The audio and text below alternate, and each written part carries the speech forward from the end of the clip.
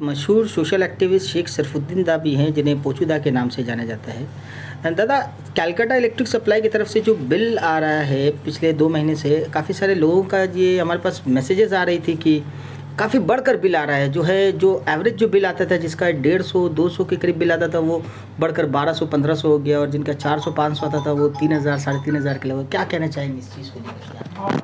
इज़्ज़त, मेरे ख्याल से आपके पास जो मैसेज आया है ये कुछ मतलब डिले होकर आया है। पैंडमिक में कुछ दिन ये लोग थोड़ा बहुत रियायत किया था शायद, या जेन्युइन बिल भेजा होगा।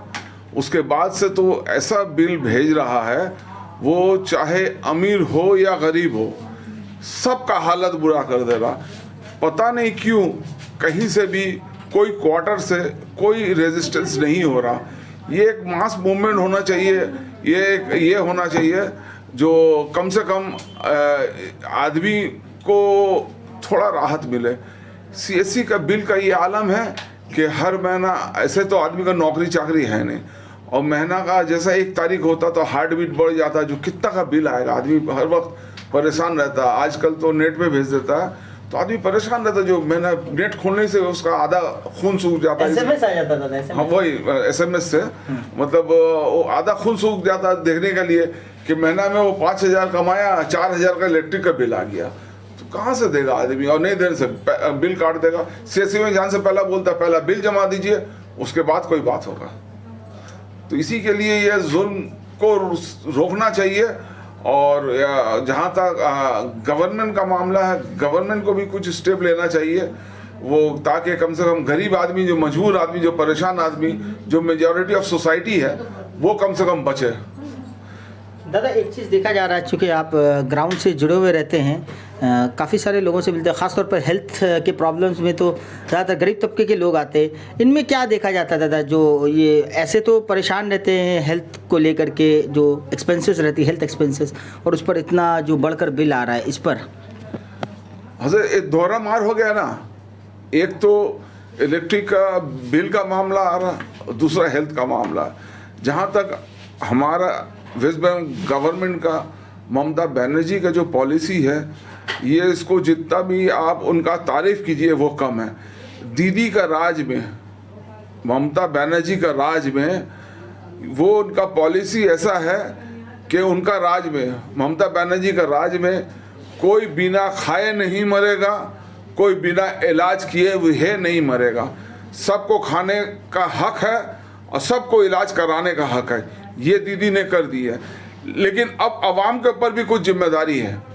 आवाम भी थोड़ा बहुत कुछ करे, थोड़ा बहुत ये करे। अब जैसा कार्ड वो बना दी है, हम लोग कुछ दिन पहले, मेरे ख्याल से 5-6 दिन पहले हम लोग यहाँ से निकले थे, तमाम hospital, Woodlands, Kothari, BM Birla, CMRI, Narayan hospital में हम लोग डेपुटेशन दिए हैं।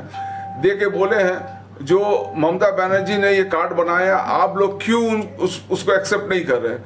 एट रैंडम एक्सेप्ट नहीं करता, किसी का टेलीफोन जाने से करता है, कभी किसी का सोर्स पे करता, न तो ऐसा जाने से। ये चीज़ सही आपने कहा कि देखा जाता है कि कॉमन लोगों का थोड़ा ये मुश्किलात आती है कि एडमिशन करने में, कोई एक पहचानवर जो लोग रहते हैं या लीडर्स की तरफ से किसी के कॉल जाता है तो ये जल्दी काम होता है। ऐसा क्यों दादा? बिल्कुल सही है, ये हकीकत है। और इसी के लिए हम लोग गए थे हॉस्पिटल्स में बोलने के लिए।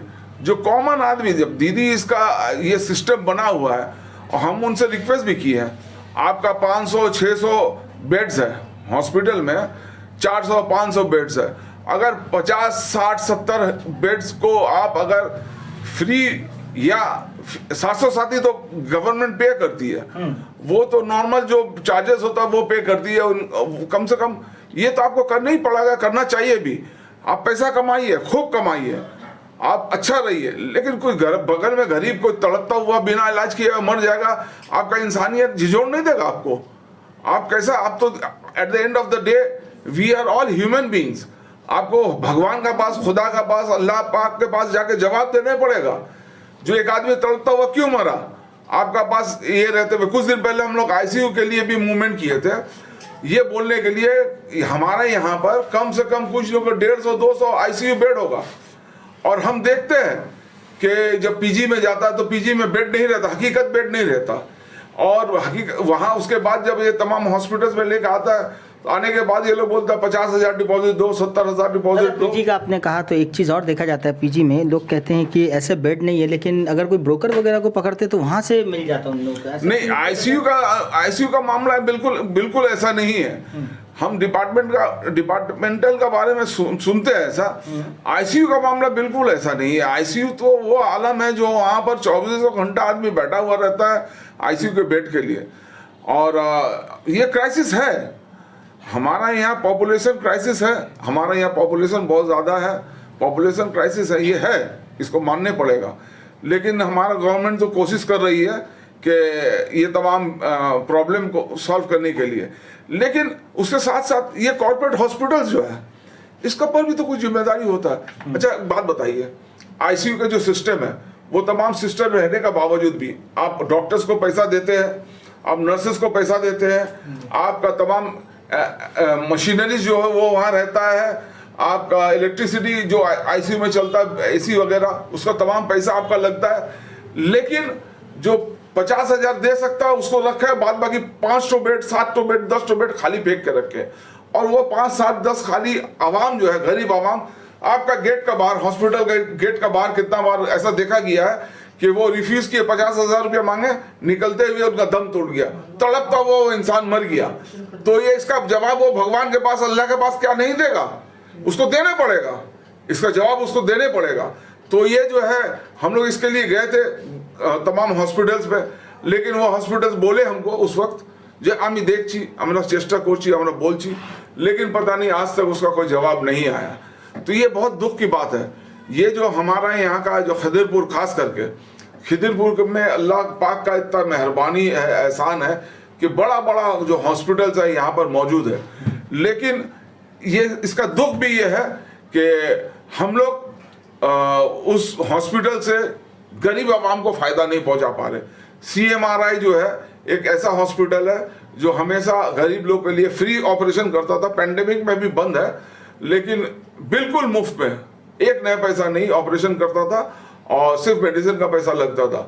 जो वहाँ पर समझ लीजिए 2 लाख, 1.5 लाख का ऑपरेशन होता था, वो आपका सिर्फ 10,000, 5,000, 12,000, 15,000 का दवा में, जैसा जैसा एक पेशेंट को समझ लीजिए 10 टैबलेट से उसको राहत मिल जाती है और किसी को 20 टैबलेट रखता, तो इसी वेरी करता था पैसे में, मेडिसिन में। बाद बाकी वो बिल्कुल अपना चार्जेस कुछ नहीं, doctor charge, OT charge, surgeon charge, bed charge, कोई चार्जेस वो लोग नहीं लेता था। तो ये CMRI का जरिए से सिर्फ हम लोग को फैसिलिटी मिलता था। लेकिन हम बोलते हैं जो क्यों नहीं देंगे, ये जब 200-300 बेड है, आप 300 बेड में आप 250 बेड या 275 बेड से कमाइए, 25 बेड गरीब को दीजिए। अरे भाई, आप CEO है या बहुत बड़ा अंबानी या टाटा है, आपको तो जवाब देना पड़ेगा, जाके भगवान को, खुदा को, अल्लाह को जवाब देना पड़ेगा आपको। तो आपको यह काम करना ही चाहिए। और हम देखते हैं जो कौम चैरिटी करता है, जो कौम चैरिटी करता है वो कभी भी पीछा नहीं रहता। आज अमेरिका में क्रिश्चियंस ज़्यादा हैं, आप देखिए पूरा दुनिया में क्रिश्चियन लोग ज़्यादा चैरिटी करता है, अल्लाह पाक उनको बुलंद रखा है। आज देखिए ना, क्रिश्चियन जो दुनिया में है वही लोग राज कर रहा है और वो लोग के पास पूरा पावर अल्लाह पाक दिया। अब जितना मिशनरीज है पूरा दुनिया में काम करता है, वो ज़्यादातर क्रिश्चियन लोग करता है और क्रिश्चियन मिशनरीज लोग करता है। तो लिहाजा हम ये बात आपके ज़रिए से तमाम टॉप ब्यूरोक्रेट्स को, तमाम कॉर्पोरेट्स का आदमियों को ये मैसेज देना चाहते हैं कि आप लोग भी कुछ कीजिए। जहाँ CSR भी है, कॉर्पोरेट सोशल रिस्पॉन्सिबिलिटीज़ है, उसको भी इम्प्लीमेंट आप लोग नहीं करते। कहीं आपका स्टाफ को, कहीं रिश्तेदार को घुसा के उसको गरीब में CSR में दिखा देते, ये ठीक बात नहीं है। तो दादा, एक चीज़ और देखा गया, जैसे कि आपने कहा CSC को लेकर के और हेल्थ सिस्टम को लेकर के, एक चीज़ लोगों का कहना है कि दिल्ली वगैरह में जो है कलकत्ता, वहाँ पर जो इलेक्ट्रिक सप्लाई है उनकी तरफ से 200 यूनिट गवर्नमेंट ने फ्री रखा है। तो ऐसा कुछ ये बंगाल में भी होना चाहिए था, आपको ऐसा लगता है? जी, होना तो चाहिए था, लेकिन बंगाल गवर्नमेंट वो CSC में तवज्जो नहीं देगा। देखिए, पहले सबसे पहले आपको खाना ज़रूरत है, सभी चीज़ का जरूरत है, खाना ज़रूरत है, तो वो फ्री में दे रही है। उसके बाद पढ़ाई ज़रूरत है, वो फ्री में दे रही है। आज आपका वो credit card, student credit card तकरीबन 10 लाख रुपया का वो इंतजाम कर रही है। तो ये तो बेसिक एमिनिटीज़ अगर मिल गया आदमी के पास तो ये अगर आज दीदी का गवर्नमेंट अगर ऐसा काम करते रही और 10 साल 15 साल में ये जो बच्चा जो या बच्चियां जो बड़ा या बड़ी होगी, होने के बाद ये लोग जो मतलब पढ़ाई लिखाई करके इतना स्टेबल हो जाएगा तो शायद 10-15 साल बाद के बाद कोई चीज़ फ्री का ज़रूरत नहीं पड़ेगा। ये दीदी है बेसिक काम, जो फाउंडेशन जो होता है कोई बिल्डिंग का या कोई स्टेट का या कोई कंट्री का, ये बेसिक काम वो कर रही है कि 10 साल 15 साल में ये बच्चा बच्चियाँ जब पढ़ के बड़ा हो जाएगी या हो जाएगा, होने के बाद ये लोग दुनिया में ऐसा फैल जाएगा कि बंगाल सोना हो जाएगा। बंगाल ऐसा सोना हो जाएगा जो बंगाल का आदमी को और फ्री राशन का ज़रूरत नहीं पड़ेगा, फ्री इलेक्ट्रिसिटी का ज़रूरत नहीं पड़ेगा, फ्री खाने का ज़रूरत नहीं पड़ेगा, फ्री ट्रीटमेंट का ज़रूरत नहीं पड़ेगा। वो दीदी वो काम कर रही है, वो इंफ्रास्ट्रक्चर पैदा कर रही है बंगाल के लिए, बंगाल के आवाम के लिए। बहुत बहुत शुक्रिया, बहुत बहुत धन्यवाद सर हमारे साथ जुड़ने के लिए। तो नाज़रीन, आप देख रहे थे हमारे साथ इस वक्त मौजूद थे शेख शरफुद्दीन जी, जिन्हें पोचूदा के नाम से लोग मशहूर है ख़ास तौर पर पूरे बंगाल में। और इनका जो कहना है हेल्थ सिस्टम और कैलकाटा इलेक्ट्रिक सप्लाई को लेकर के जो तमाम जो इनकी जो राय थे, ख्यालात थे, तमाम ख्यालातों का इजहार किया। आप हमारे साथ बने रहे फर्दर अपडेट्स के लिए और देखते रहे द लोकल जर्नलिस्ट। अगर आपको हमारा चैनल पसंद आए तो इसे लाइक शेयर और सब्सक्राइब करें। मैं मोहम्मद इकबाल हबीब कोलकाता से, धन्यवाद।